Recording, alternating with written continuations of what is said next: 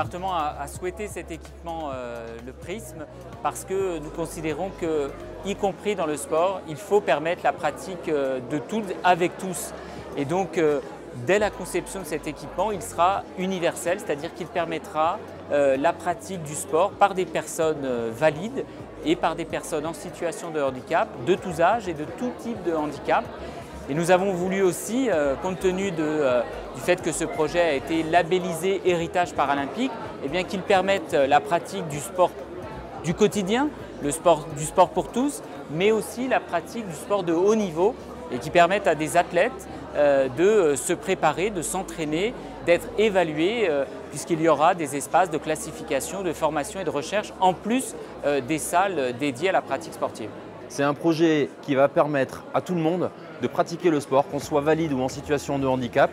C'est un projet très moderne parce que les infrastructures vont être vraiment de très haut niveau. Et moi, ce que j'adore dans ce projet, c'est vraiment ce mélange des publics. Voilà. Moi, je félicite parce que je trouve que Prisme, c'est vraiment un héritage très utile pour ce territoire et très important pour le mouvement paralympique.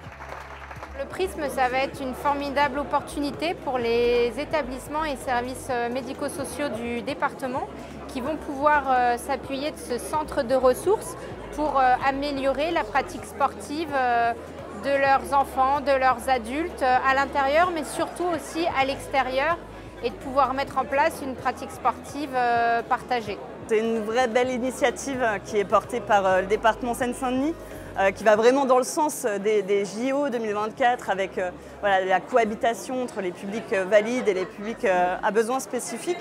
Parce qu'il faut créer ces zones de cohabitation pour que aussi les personnes en situation de handicap puissent montrer leurs pratiques et leurs pratiques aux yeux des valides et que vice-versa, que les deux s'apportent mutuellement. Pour les habitants de la Seine-Saint-Denis, c'est fondamental qu'il y ait un espace comme ça.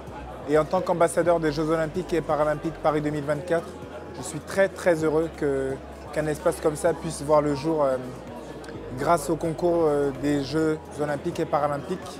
Et surtout, j'espère que nombreuses et nombreux habitants de ce département se révéleront avant et pendant les Jeux 2024.